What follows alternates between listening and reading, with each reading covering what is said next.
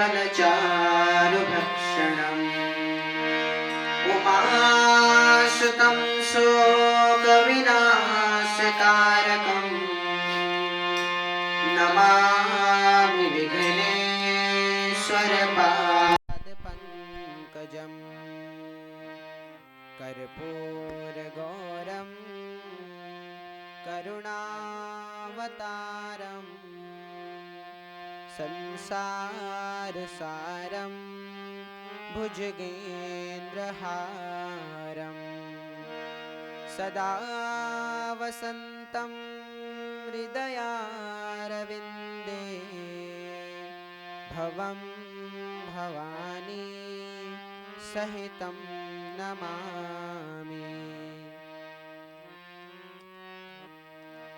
राधे राधे ओ राधे राधे, राधे राधे ओ राधे राधे, राधे ओ राधे राधे राधे, राधे राधे ओ राधे राधे, राधे राधे ओ राधे राधे, राधे राधे ओ राधे राधे, राधे राधे ओ राधे राधे, राधे राधे ओ राधे राधे,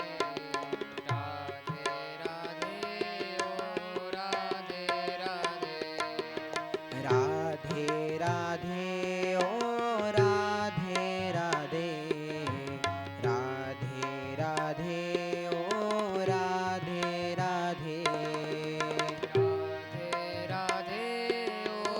राधे राधे, राधे राधे ओ राधे राधे, गोविंद राधे गोपाल राधे, गोविंद राधे गोपाल राधे, गोविंद राधे गोपाल राधे, गोविंद राधे गोपाल राधे, श्री गिरिधारी गोविंद राधे,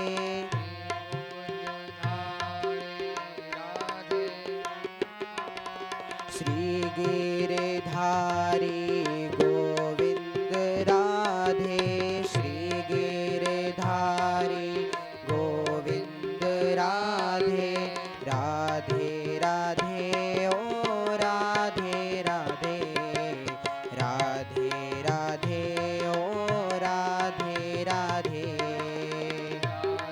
राधे राधे ओ राधे राधे, राधे राधे ओ राधे राधे, राधे राधे ओ राधे राधे, राधे राधे ओ राधे राधे, राधे राधे ओ राधे राधे, राधे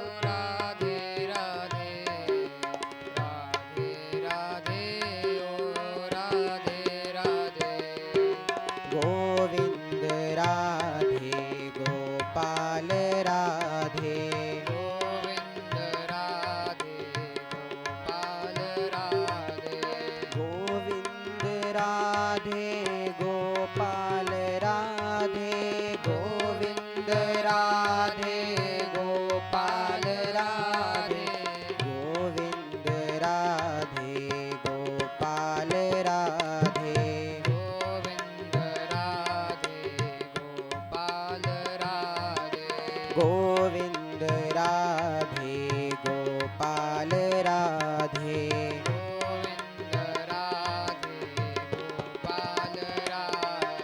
श्री गिरिधारी गोविंद राधे, श्री गिरिधारी गोविंद राधे, श्री गिरिधारी गोविंद राधे, श्री गिरिधारी गोविंद राधे, श्री गिरिधारी गोविंद राधे, श्री गिरिधारी गोविंद राधे, राधे राधे राधे राधे ओ राधे राधे राधे राधे ओ राधे राधे राधे राधे ओ राधे राधे राधे राधे ओ राधे राधे राधे राधे ओ राधे राधे राधे राधे ओ राधे राधे राधे राधे ओ राधे राधे राधे राधे ओ राधे राधे राधे राधे ओ राधे राधे राधे राधे ओ राधे राधे राधे राधे ओ राधे राधे गोविंद राधे गोपाल राधे गोविंद राधे गोपाल राधे गोविंद राधे गोपाल राधे गोविंद राधे गोपाल राधे श्री गिरधारी गोविंद राधे श्री गिरधारी गोविंद राधे श्री गिरधारी गोविंद राधे श्री गिरधारी गोविंद राधे श्री गिरधारी गोविंद राधे श्री गिरधारी गोविंद राधे श्री गिरधारी गोविंद राधे श्री गिरधारी गोविंद राधे राधे राधे ओ राधे राधे राधे राधे ओ राधे राधे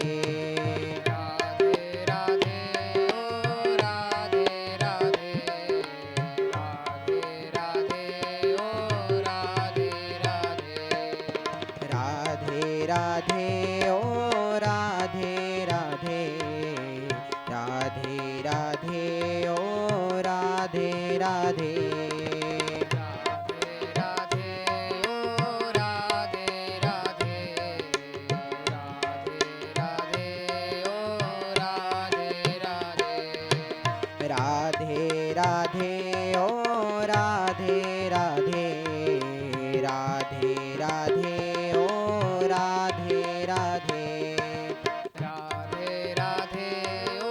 राधे राधे राधे राधे ओ राधे राधे गोविंद राधे गोपाल राधे गोविंद राधे गोपाल राधे गोविंद राधे गोपाल राधे गोविंद राधे गोपाल राधे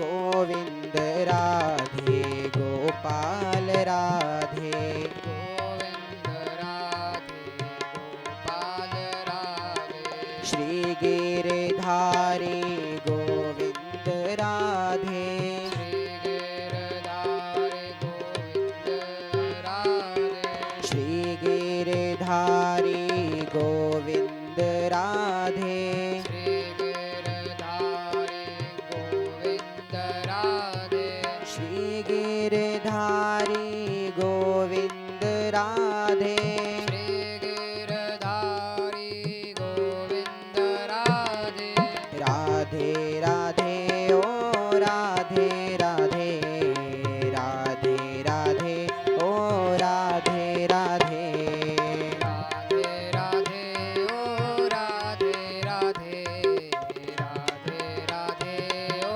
राधे राधे राधे राधे ओ राधे राधे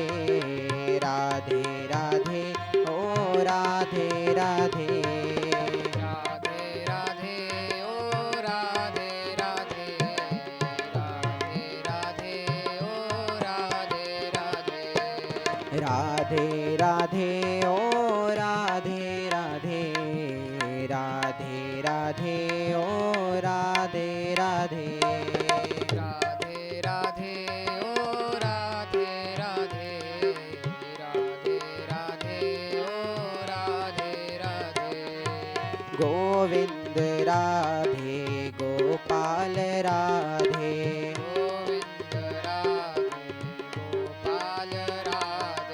गोविंद राधे गोपाल राधे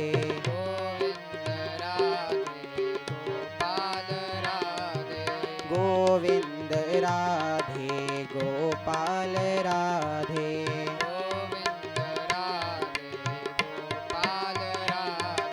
श्री गिरधारी गोविंद राधे श्री गिरधारी गोविंद राधे श्री गिरधारी गोविंद राधे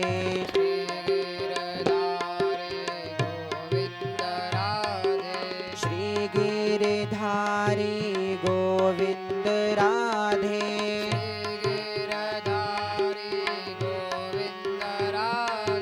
श्री गिरधारी गोविंद राधे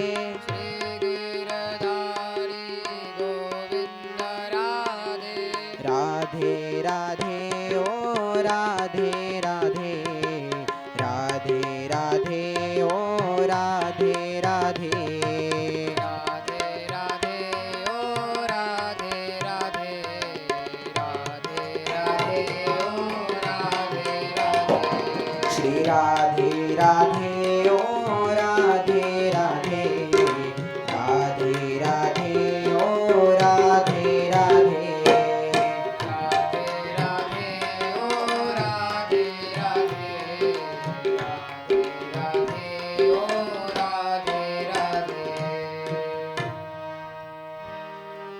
सर्वे भवन्तु सुखिनः सर्वे सन्तु निरामयाः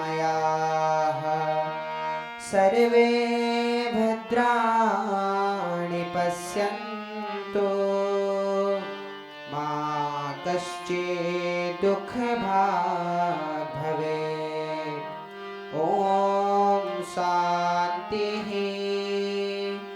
शान्तिः शान्तिः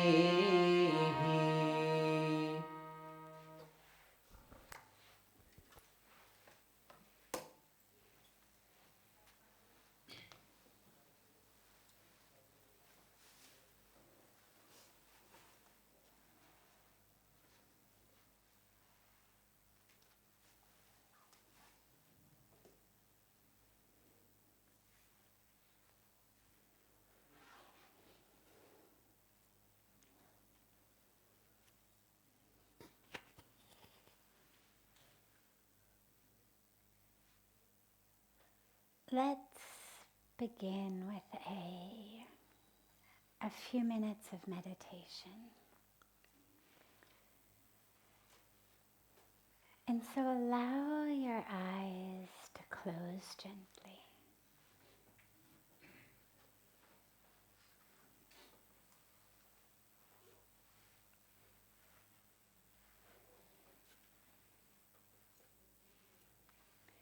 Bring the body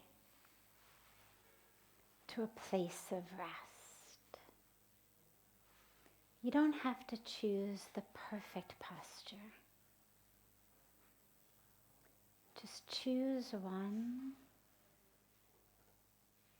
and then stay.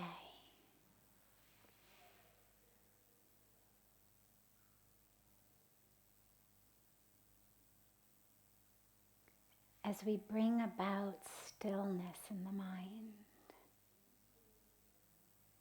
first we must bring about stillness in the body.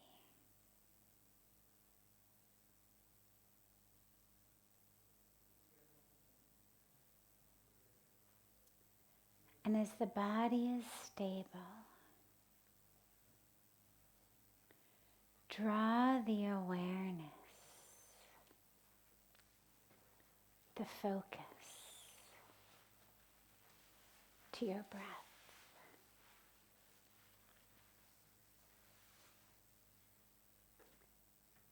There will always be sounds in the outer world. There will always be distractions if you allow yourself to be distracted.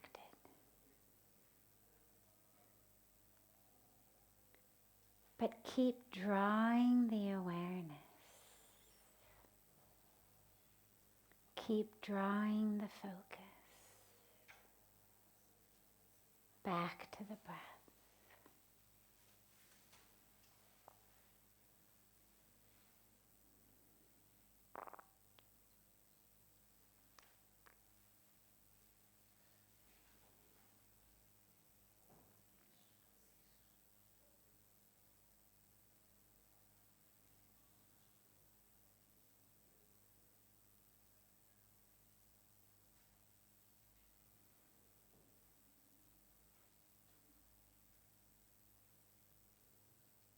And now draw the awareness of the breath, not in your rib cage, not high up in your lungs, but rather draw that awareness low in your abdomen. So bring the awareness to the breath, low in the abdomen. There's a place just a few inches below the belly button called the Swadhisthana chakra. Draw the awareness of the breath there to that energy center. And as you inhale, feel the energy center. Feel it expanding, filling with that sacred breath. And as you exhale, keeping the awareness there on that energy center, that chakra, allow yourself to sink into the core of your being.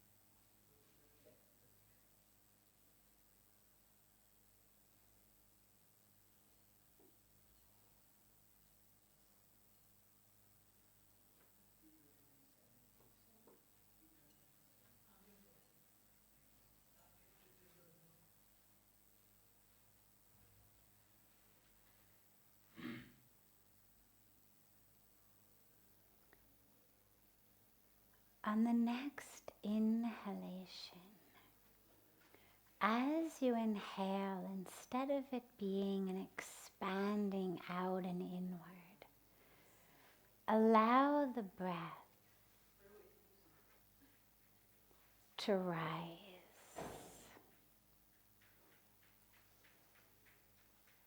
Allow it to rise through the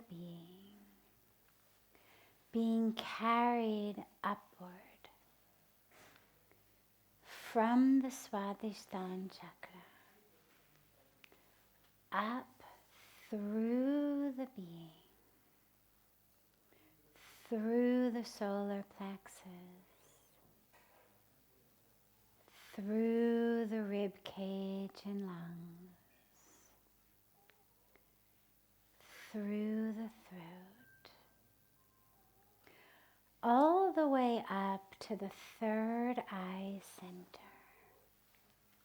Allow that breath to rise. And on the exhalations, allow it to drop back down. Back down slowly.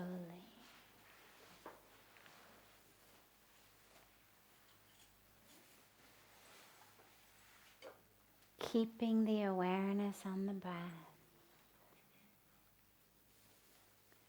Allowing it to rise on the inhalations. From the Swadhisthana chakra low in the abdomen.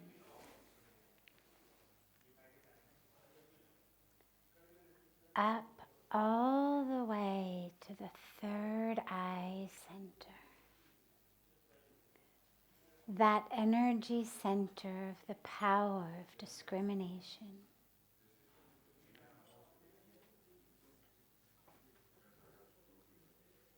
And then allow it to drop back down.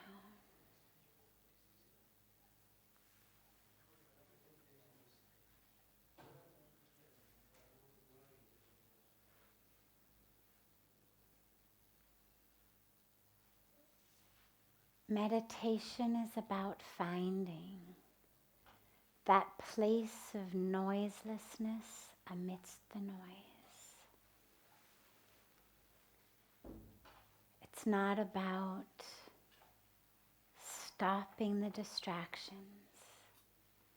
It's about drawing your awareness inward. The world will keep moving, but can you find that place of stillness?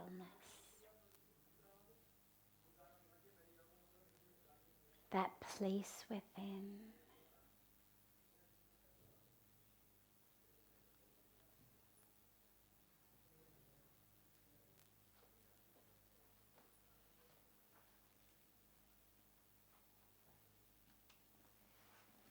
Rising higher and higher on each inhalation.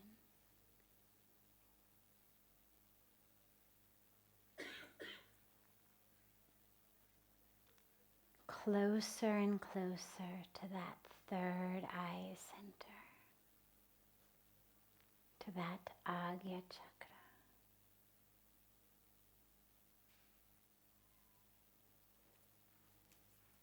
If you can't get it all the way there, don't worry. Just allow the breath to rise as much as you can.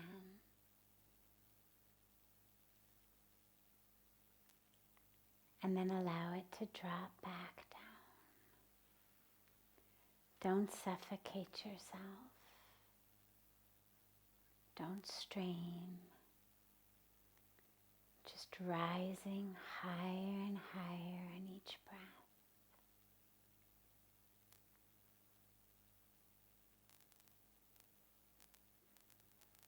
And dropping with each exhalation back down into the Swadhisthana chakra.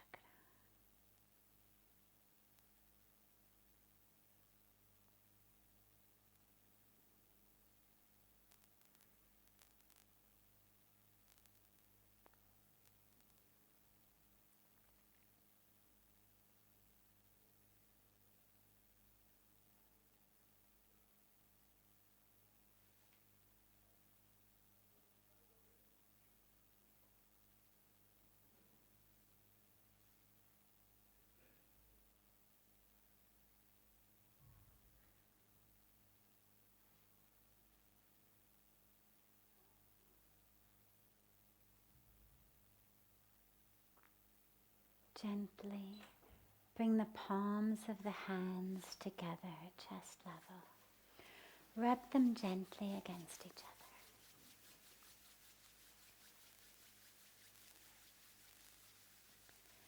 Press the palms of your hands into your closed eyes.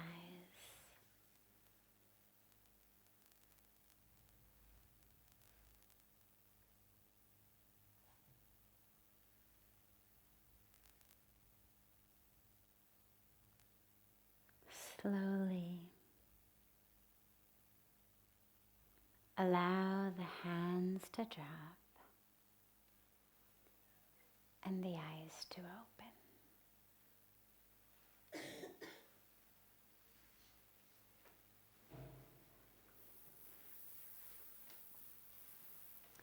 Welcome to Satsang.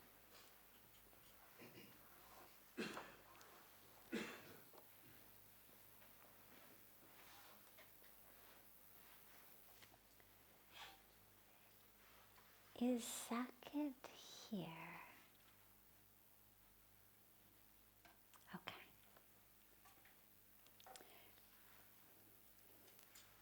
We have his question in writing, but I didn't know if he was here as well. Okay. Why is ignorance so persistent? When we were kids and we learned something, it sticks with us for a lifetime. The knowledge that we get later on doesn't stick, but coming back again and again. It has to do with what part of us is learning and understanding.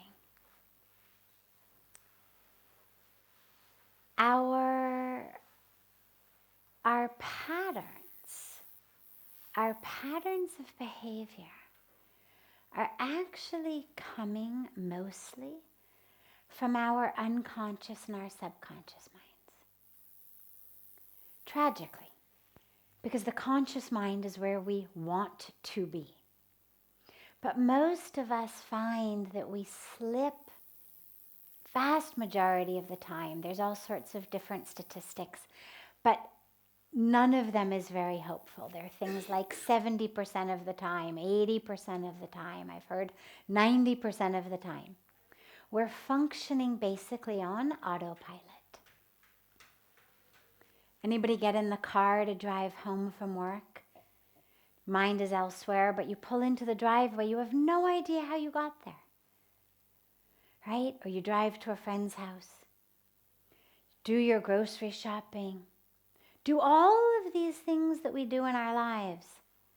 And then you look back and you think, oh my God, I wasn't there. I mean, it happened. I did it. I drove home. I drove to the friends. I grocery shopped. But my mind was somewhere else the entire time. What is that? Well, they're behaviors that you've done so many times, they've gone into the subconscious. The first time you go somewhere, you better pay attention or you get lost. You couldn't get to a brand new place without being conscious. But the places we go every day, the roads we know, the things we keep doing, the habits we have, they very, very quickly become subconscious, which means that I'm on autopilot. My mind can be somewhere completely different, and I'll get myself home. Now, for things like driving your car home, that's actually good.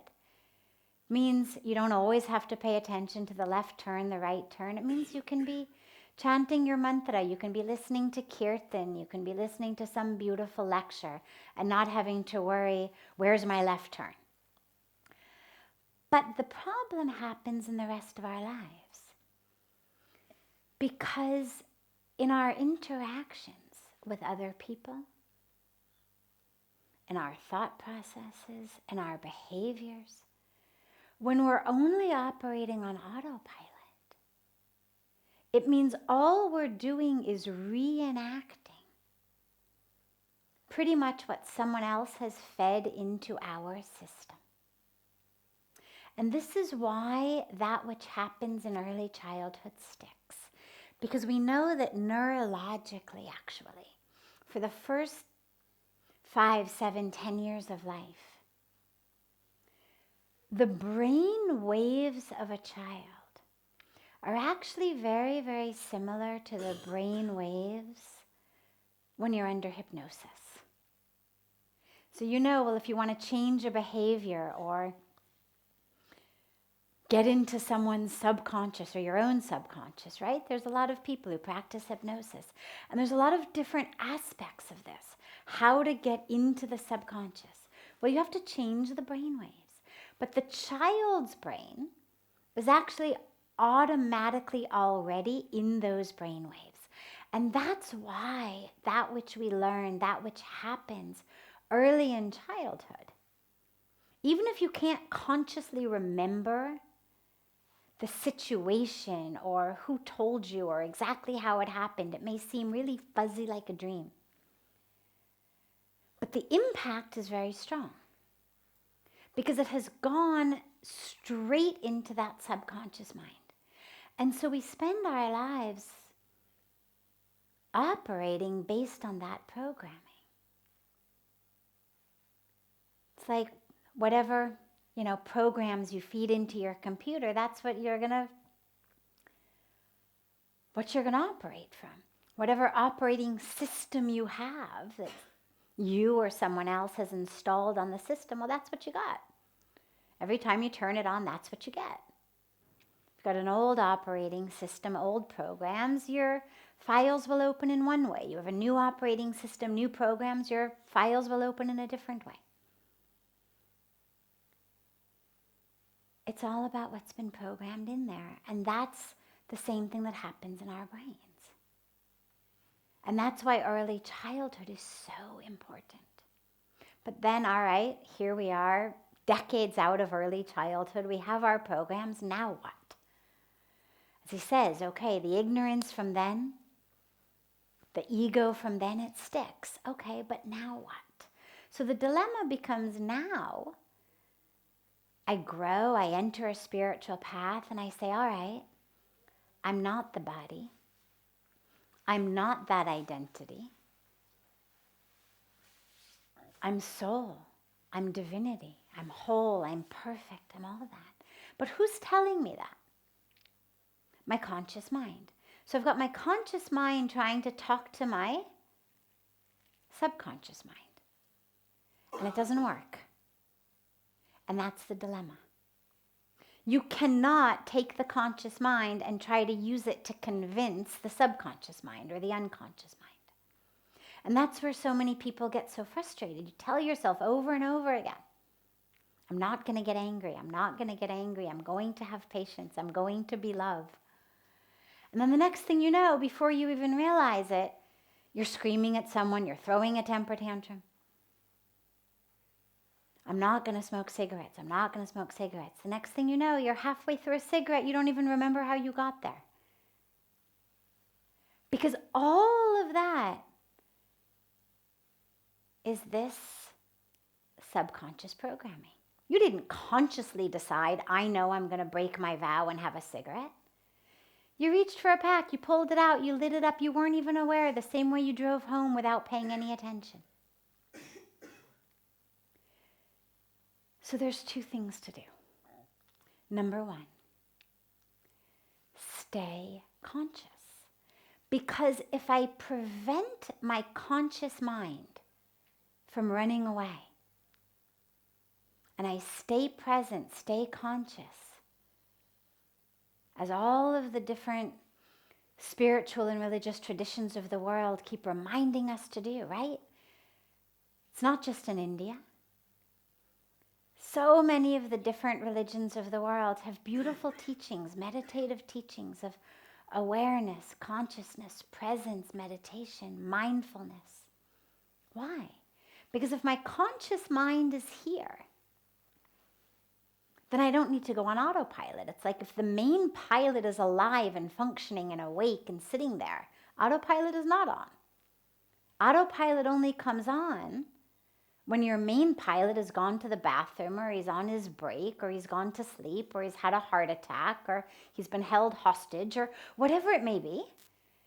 That's why we have autopilot on airplanes, so that if the actual pilot has a heart attack mid-flight, the plane doesn't crash. So it's great in that way. But in our lives, it's also great for things like getting you home in the car. But it's not great for the rest of it. It's not great for that you want to be conscious about. Like what you do, what you say, how you live. And so the first and simplest, not easy. This is all very simple, but that doesn't mean it's easy. The first and simplest way is just stay conscious. Don't allow your subconscious mind to run away. Stay conscious. As we ground in the breath, as we ground in our mantras, as we ground in our practice of mindfulness, that's what it's about. All of these teachings of mindful walking, mindful eating, what's that about? It's about, can you do something as simple as put one foot in front of the other? Consciously. Can you chew your food? Consciously. Can you drink a glass of water? Consciously. It's amazing, we don't pay any attention. You pick it up, and I can drink it, my mind is somewhere else, and can I at least even swallow a sip of water without my mind running away? And so we have these practices to keep us mindful. Because if I'm conscious, then I don't slip into my old patterns. It's just my default way of being. But as long as I'm conscious, then I'm able to choose. It's like if I say to you, this is my favorite demonstration. If I say to you, okay, you've all got 30 seconds to get angry. Not outside, I'm not saying scream and yell, but inside you. Become as absolutely furious, rageful as you can. Okay? You've got 30 seconds on the count of 3. 1, 2, 3, go.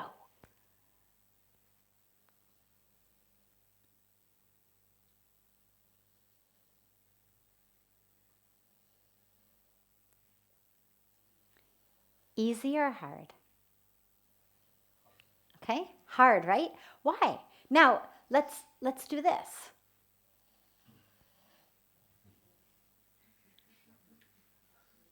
Has anybody been angry in the last week? Raise your hand if you've been angry in the last week. I don't mean that you've punched a hole through a wall, but you've gotten angry about something. So we all know, what anger is. If I say to you, is there anything that makes you angry? Well, of course there is. And even if we are spiritual, awake people, even if it's not my in-law or my boss or my colleague or my neighbor, even if it's just world hunger should make us angry. The destruction of the rainforest should make us angry. Women dying in childbirth should make us angry, right? So anger is not necessarily something that means, oh, you're bad, you're wrong, you're unspiritual. So we all have things that if we thought about them, we realize, yeah, makes me angry that tens of thousands of children die every day of starvation.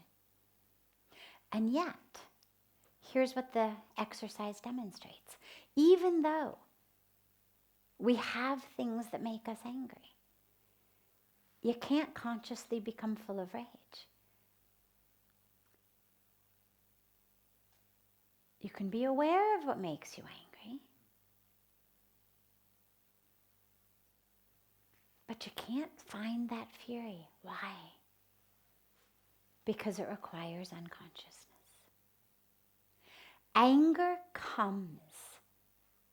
That fury comes. That punching through walls, hitting somebody, temper tantrum, screaming. That comes when I am not conscious in that moment. And this is why way number one is stay conscious. Wake up. If you've got to set something that buzzes on your phone or your wrist every 5 minutes to just a little bing to remind you to wake up, be conscious, come back, do it.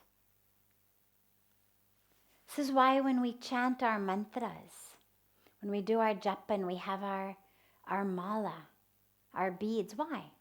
God doesn't need a string of rudraksh. It's not that you need that to chant your mantra. The mantra is what's powerful. Why do we chant them on a string? Because it keeps you aware, it keeps you conscious. Reminds me, be here right now. So whatever tool, whatever technique you need, keep using them. The breath is a fantastic one. The breath keeps us conscious in every moment. Stay aware of the breath. Keeps you right here. And it keeps you from those subconscious patterns. Way number two. Somewhat less simple, but very powerful. Change the subconscious programming, okay? So way number one is just, it's there, but I'm not going to let it run my life because I'm going to stay so conscious that I don't need autopilot to come in. There's no room for autopilot to come in. Way number two is, I'm going to actually change that programming. But it's not going to happen through my conscious mind. And there's a lot of different techniques. Meditation is a very, very powerful technique because it is able to change us on a brain level, on a brain wave level that actually gets into the subconscious. Ritual is very powerful. Sit in the yagna ceremony as the mantras are being chanted. Engage in other rituals. The practice of ritual actually is something that has been shown to get us into a meditative, hypnotic, different state of brainwaves. There's also a lot of different types of techniques. Hypnosis is one of them. There's many that actually get you into the different brain wave patterns that change the way of your subconscious programming. Another very simple way, actually, is to just bombard the consciousness so much that ultimately it changes. So for example, but it has to be simple. So for example, if I move through the world, if my subconscious programming is I am stupid and worthless. So let's say that in my childhood, my parents or a teacher when I was young who I really loved and believed told me always, you're stupid, you're nothing, you're going to never become anything. If I was always made to stand in the corner in the dunce cap or whatever it was. And I spent my youth developing this pattern. I'm stupid, I'm worthless. I'm stupid, I'm worthless. Okay. So take 2 pads of sticky notes, literally dozens of them. Stick them all over your house, everywhere you turn. What is the opposite of of stupid and worthless. Okay, there's not one right answer. We could use a lot of different words, but I am brilliant. I'm full. I'm whole. I am worthy. I am priceless. I am precious. I am divine. Whatever feels right, you'll know it. And then literally write it on dozens and dozens of these. It's not going to work if it's just one. One on your bathroom window or your bathroom mirror is just conscious mind. Yeah, that's my note. But if literally everywhere I turn, there is nothing but a sticky note telling me the message, it'll eventually go in. If every time I pick up my cell phone, that screen that comes, same message. If I set an alarm and it goes off every 30 minutes and gives me that message, it's going to go in. So there's a lot of different ways, but it can be changed. It's not that the programming of early childhood can't be changed. We just have to realize that you can't do it by trying to intellectually convince it that it's wrong. And this is where so many of us fail. So stay conscious as much as you can. But also, do as much as you can. Do them all. Do meditation. Do rituals. Plaster your house with sticky notes. Do whatever needs to be done. Oh, sweetie. Do whatever needs to be done to change that. It's okay. Oh.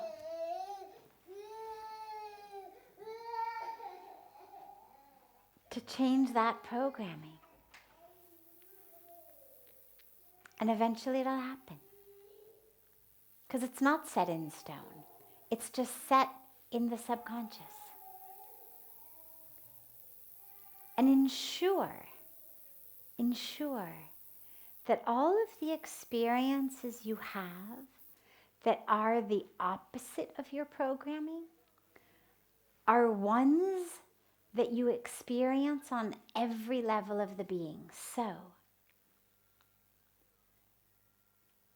you're sitting in the arti, or you're sitting in meditation, you're sitting in satsang, you're sitting on the banks of Ganga, you're in the arms of a loved one, whatever it may be. But an experience in which you are having a truth that is the exact opposite of what your subconscious says. So if your subconscious says, everybody hates me, and here you're having an experience of being loved. Your subconscious says, you're stupid and worthless, and you're having an experience of being one with the divine.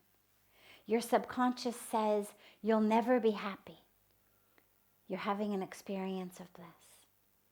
As you're having these experiences, make sure that you have them on every level of the being. What does it smell like? What are the sounds? What does it feel like? Is it warm? Is it cold? Is it windy?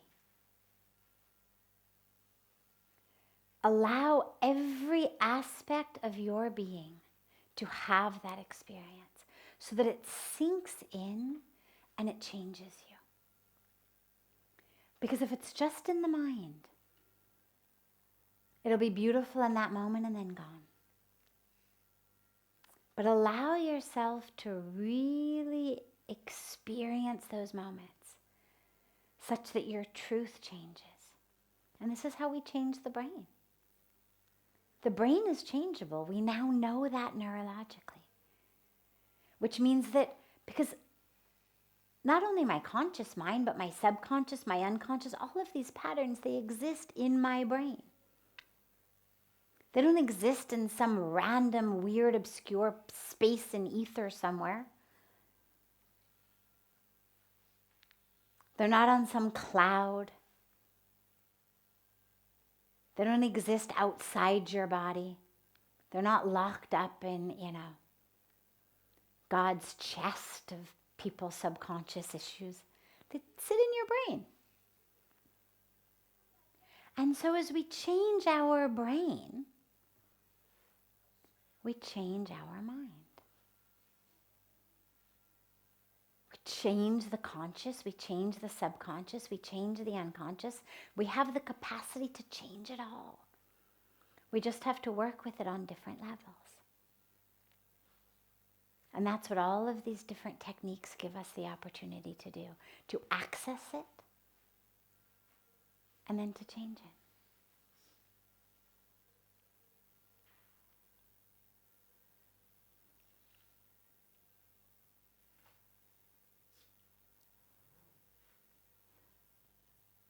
Are there any questions that anyone here has? Yes, in the back. This idea of truth that you speak about is Yes. quite key to some of your teachings. I'm wondering just what that means exactly and how you know if you're experiencing it or not. Wonderful. So there's two levels of truth.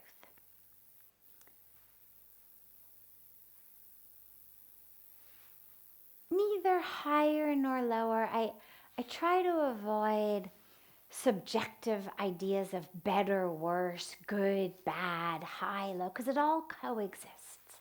And it's all part of this divine creation, whether it's the very physical but temporary but beautiful flower that gives us fragrance for, half an hour before it wilts, or whether it's the presence of the divine that's eternal. Either way, they're both exquisite in their own ways. And so it's not about better, worse, but it's just about different levels. So there's two levels of truth. And one I call the lowercase t truth. And that's the truth that is dependent upon time and space. So we're going to call that our truth. Right now, for example, is we are in Rishikesh. It is Friday evening. It is 7 p.m. That's true. But it's true only at this exact intersection of time and space. In this space, but 5 minutes from now, it's going to be 7:05. It's not going to be 7 p.m. In this exact space tomorrow, it's going to be Saturday morning, not Friday evening. But even at this time, in a different space, it's not true. Pick up the phone, call your friends in LA. It's not Friday evening, it's Friday morning. Pick up your friends in Australia. I think it's past midnight already, or soon to be. It's Saturday morning already for them. So that lowercase truth is only at this intersection of time and space. So who are you? Lowercase t truth. I'm female, American, 48, sannyasi renunciant. True. But true based on this intersection of time and space, right here, right now, this physical vehicle. That's its truth. Capital T truth is that which is not dependent upon time or space. Which means there can't be a your truth and my truth. Which means it's not dependent upon race or religion, societal norms, belief systems. That's the truth that just is. So my capital T truth divinity,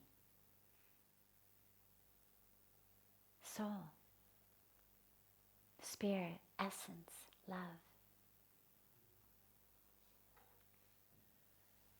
Never born, never dies.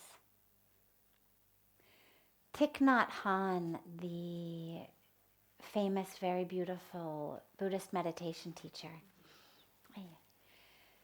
said very beautifully, he said, enlightenment is when the wave realizes it's ocean. And that's a very beautiful way to understand these two levels of truth. So it's not that the wave is somehow an untruth. It is true to the extent that it exists in this moment. If you doubt that, go out there and try to swim in it, especially if you can't swim. Grab a surfboard, go out there, especially if you can't surf. You're going to experience the very true but lowercase t truth of that wave. It's going to toss you around. It's going to thrash you about. It could drown you. So it's true. It's not an optical illusion. You know, a lot of times people think when we talk about an illusion that we mean an illusion like that water off in the desert where there isn't actually water. There never was water. It just looks like it because of the refraction of the light. It's not what we mean. What it means is just, it's not eternal. It's not that capital T truth. So the wave is lowercase t truth. Yeah, it exists. Ask the surfer. But even while it exists as a wave, ultimately, its truth, its capital T truth is ocean, even in that moment of a wave. It doesn't have to wait till the wave is over in order to regain its oceanness. Even as the wave, at its core, what is it? Ocean. If you take a dropper full out of a wave, go out in a boat, go on a surfboard, take your syringe, get some water from the wave, take it into a science lab, put it under a microscope. What's the scientist going to tell you it is? Ocean. So even in its waveness, its ultimate truth is oceanness. And so when we speak about our truth, even in my 48-year-old female American sannyasiness, my ultimate truth is divinity. I don't have to wait for the body to be finished. You know, people talk about, after I die, then I will attain that liberation. It's not about that. The wave doesn't have to stop being a wave in order to be the ocean. It never stopped being the ocean. I don't have to stop having this body to go back to being soul. I just have to stop the mind from identifying as body instead of identifying as soul. It's just a shift in focus. You know, like those actual optical illusions that we see when we're kids, right? And you have the two faces, and the question is, do you see the two faces or do you see the water vase? Right? You've seen those, no? Do you see the old woman, the young woman? They coexist. They're both there. Some of us can see one of them more easily than the other. Then somebody comes and they point out the other. Oh, yeah, now I can see it. And then beautifully, once you can see it, then it becomes easy to see it. And so when we speak about truth, it's that. It's can you shift that focus for a moment away from the two profiles so that you can see the vase? Just can you shift from seeing just my body, from seeing just the chemical and electrical behavior in my brain that we call anger or joy or laughter or sadness or memories or despair or lust or intoxication or whatever that pattern may be in this moment. But can I shift from identifying as that to identifying as soul? To realizing that truth of who I am. There's a beautiful teaching in the Bhagavad Gita. Most of chapter 2 in the Gita is dedicated to this, of Lord Krishna explaining to Arjuna that he's not the body, he's not the doer. Yes, he has the body. And all these people in front of him who look like his family members, these look like cousins, these look like gurus, these look like... None of them was ever born, none of them's going to die. That Arjuna is this infinite soul playing the role of a warrior. He can't take the life of these people in front of him. Because they were never born, they'll never die. They're soul, just like he's soul. And there's that beautiful, famous line where Lord Krishna reminds us, he says it's can't be dried by the wind or burned by fire, wet with water, cut with knives. That's the capital T truth. Sure, my skin can take a knife. You'll cut it, it'll bleed. That's the lowercase t. That's this temporary wave-like moment. But really who I am isn't my skin cells that are bleeding. Because even if they don't bleed, they keep shedding. Every few days, my skin cells keep regenerating. I've got new ones every day. But who I am isn't changing. All of the cells of my body keep sloughing off and regenerating. But I don't have any discontinuity in my sense of self. Get sunburned, skin peels, face is gone, arm is gone, whatever it may be. But you don't lose a sense of self in that. Give a blood donation, get a blood transfusion, give blood, give a kidney, get a kidney. We're doing all sorts of things, not losing a sense of self though, because I'm not that. What's the I that's continuous through all of this sloughing and regenerating of skin cells, through all of the blood, through all of the regeneration of the blood cells, the organs? What's consistent? Not only through this body, but through the past ones, through the next ones, the I. That's the truth.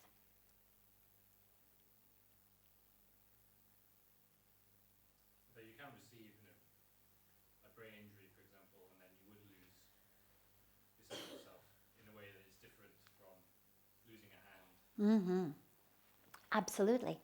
So you've touched upon actually one of my favorite subjects. That beautiful interaction between the physical brain and the truth of who we are, our consciousness. I started delving into this topic many years ago when a woman we knew very well and loved very much developed Alzheimer's. And we watched as not only did she forget things, not only did she lose memory, but her entire personality changed. And the thing that hit me the most was love seemed to disappear. So where there had been relationships of love, not only was she not able to recognize who this being in front of her was, but the love also wasn't there. And it hit me very hard, and I really started thinking, because I've got a background in neurology, so I know what goes on in the brain with dementia. But love feels so fundamental to who we are, right? I mean, it doesn't just exist in our dendrites and glial cells, right? I mean, really, is that the house of love? Of course not. You feel love. You know, this isn't just an experience of the connection of my neurons, because that's all you lose in dementia. I mean, we know in the brain what's happening. And so I really started delving into this and realized, okay,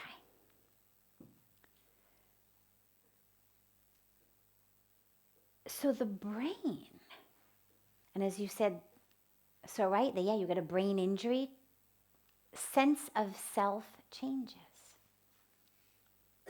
The self doesn't change, but the sense of self does. So my capital S self doesn't change. The truth, the capital T truth doesn't change. But my ability to interact with it does. So here's a way to understand that. What is your name? Yvonne. Okay. So Yvonne is sitting right here in front of me. I can see her. She speaks, I can hear her. How do I know she exists? How do I interact with her existence? Well, through seeing her, through hearing her. If I were close enough to her, I could smell her. If she had a scent, I could touch her.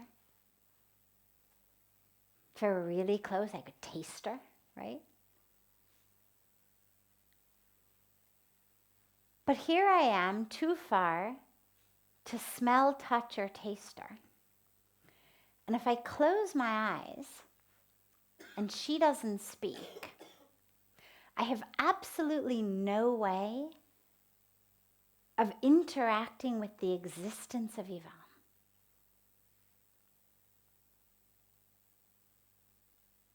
Now, you didn't stop existing when I closed my eyes, did you?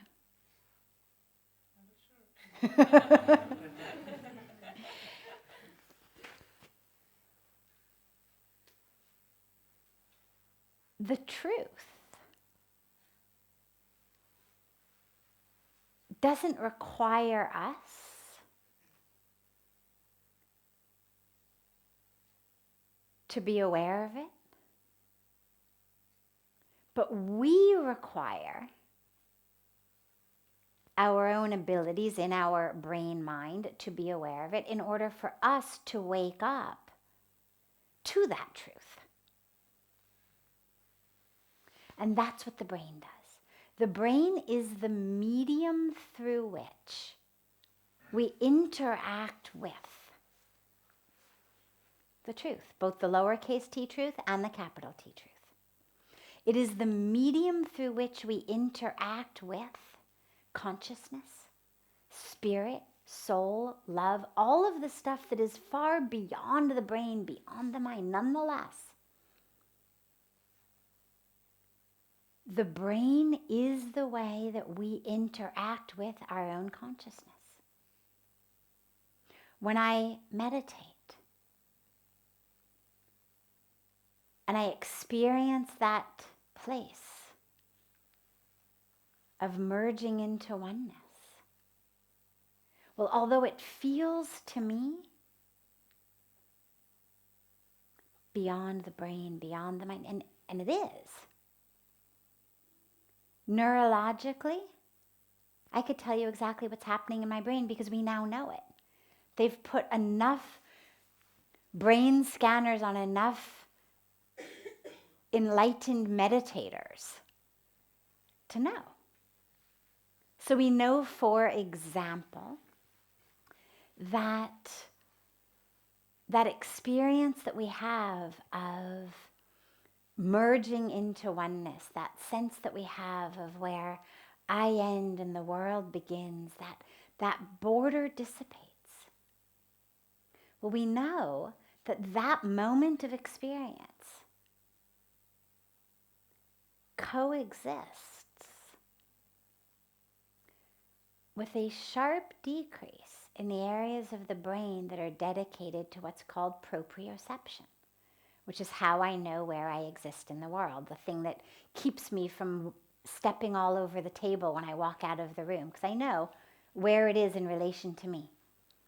It's that thing that enables me to walk off this couch without falling over, because I understand how long my legs are, how high the couch is. Proprioception.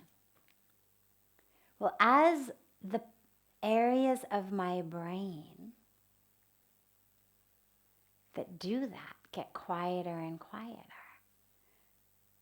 I have more and more and more of an experience of there is no place I end and the world begins.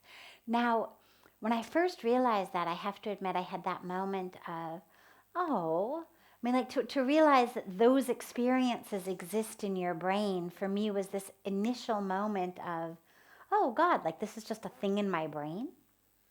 But then you realize, no.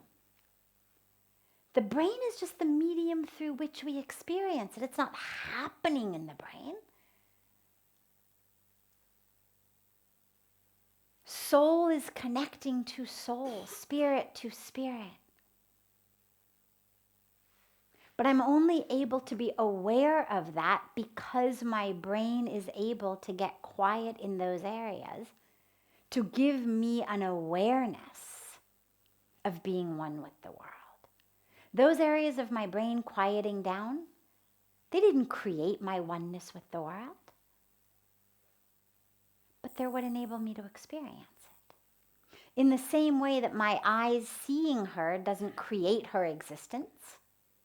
She exists whether my eyes are open or closed. But my open eyes, my functional retina, functional optic nerve, functional occipital lobe of the brain, enables me to interact with her existence through vision. My brain is what enables me to interact with the truth of who I am. So yes, absolutely. Brain injury, different way of interacting. And what's so exciting about that? What's so exciting about that is when you realize that all of that which you think you are, smart, stupid, brilliant, funny, depressed, popular, generous, selfless, selfish, what all of the different words that we would use to describe ourselves. When you realize that they're all functions of different aspects of our brain functioning, and that a simple injury in the brain is enough to render that entire personality trait over, or to give us a brand new personality trait, you realize, well, clearly that's not the truth of who I am. Because who I am doesn't exist in a lobe of my brain. Injure it and suddenly I'm different. All that exists in my brain is how I interact with truth. And so, yeah, I'm going to interact with it differently. If if I ingest a lot of alcohol, if I ingest a lot of drugs. Change the chemicals, you'll change the way I interact with my consciousness. Injure my brain, you'll change the way I interact with it. Get my dendrites and my glial cells to start to disintegrate, change the way I interact with it. But it's not changing the capital T truth. It's just changing my way of interacting with it. And what that does, should do, is allow us to take our personalities, our stories, our dramas a lot less seriously. Because you realize, wow, all of that just exists in various lobes of our brain. All of that just exists in various chemical and electrical interactions. All these personalities, all these issues, all this, all that, these emotions. Give us some chemicals, give us an electrical boost, give us a brain injury, give us whatever it may be. Changes it. And so it enables us to get beyond being stuck with that. And to delve into that which is unchanging. That which isn't injured in my brain injury. That which doesn't disintegrate when my dendrites do. That which isn't dependent upon my eyes being open or shut or my ears hearing her or not hearing her. It's not dependent on my optic nerve or a certain lobe of my brain. But that which just is.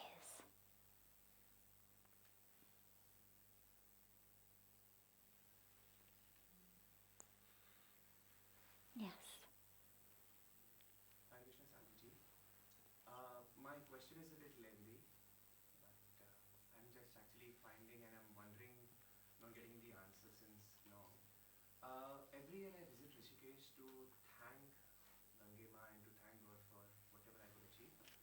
And say for about in a year, about 3 to 4 months I'm serving in the military, and then the other 7 to 8 months I'm also having my own things where I'm actually very happy doing. So yes, so I'm quite happy wherever, whatever work I'm doing as well. I'm happy in my military service as well. But there's just 1 month in a year, which is the month of February. And in the since year 2014, I have been visiting my friend's village out there. And since then, almost for about 20 days, I go and just do farming there.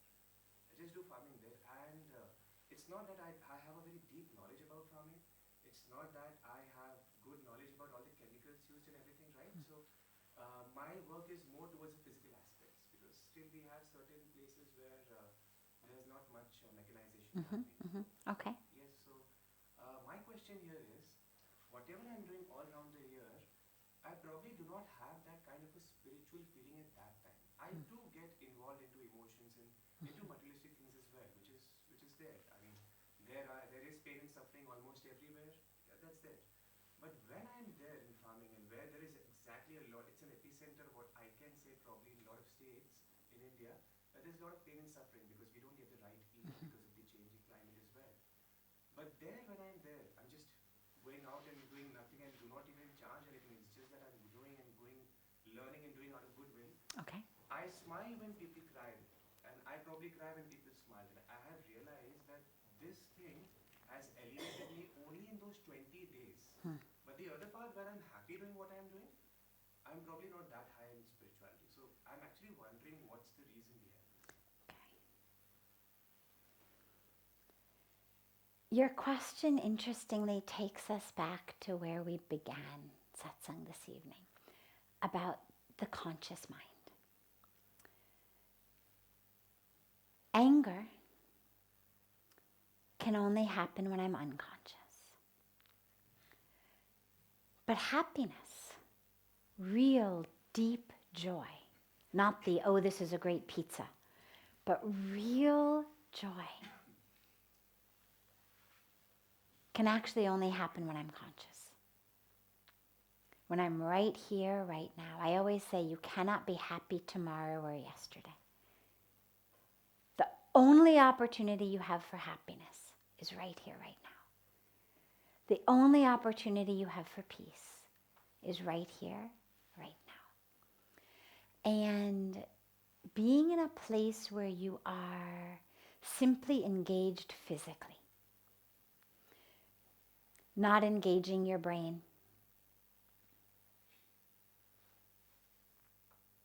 not having to think about things, figure things out, because all of that's occupying your conscious mind. But actually your conscious mind is able to just be with you right there in your breath, in the sunshine, in that moment, in the flowers, in the fruit, in whatever you're growing in the garden, in that work. And a lot of people find that that simple work, cutting wood, doing gardening, because it isn't occupying so much of the brain, allows the conscious mind to actually become meditative if you have a meditative state of mind. So it actually gives you that opportunity to bring the consciousness right into that moment. And so that's going to be where, as you're doing it, when the consciousness is right there with your breath, with the sun, with the smell, with the sounds, with the people around you, fully present, where that joy comes.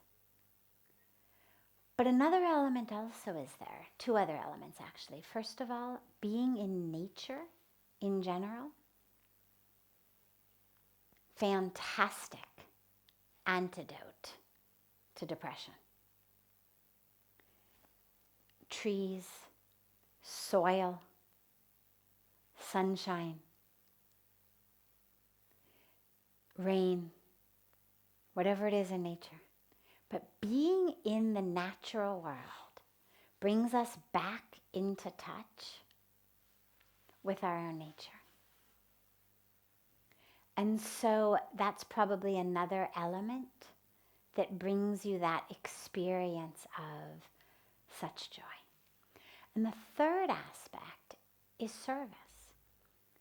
Not charging anything, helping those who are needy, helping those who have nothing, and just giving of yourself, morning till night. Okay, I may not know much, but I'm a strong guy. I'll plow your fields, I'll do this, I'll cut this, I'll pick your weeds, or whatever it may be. But as you said, they don't have many machines, so you're doing the work of a machine. You're using your muscles, your breath, your time, your energy, taking nothing back, just giving. And the aspect of seva, this is why we emphasize seva so much on our spiritual path. The act of giving, of service, of just being a tool for the divine to flow through, a tool of service for others, is a very, very powerful path to awakening and also to great joy along the way. And in a case like this, it's very easy to just be giving, but allow yourself in all of the other months of the year to see whether you can bring that element into it. Can you be in full service, whatever you're doing, to humanity? Use your mind, use your body, use whatever you have, use your time. Fully in service, thank you. Fully in service. And if you can do that and stay conscious, you'll be able to touch some of that all the other months of the year as well.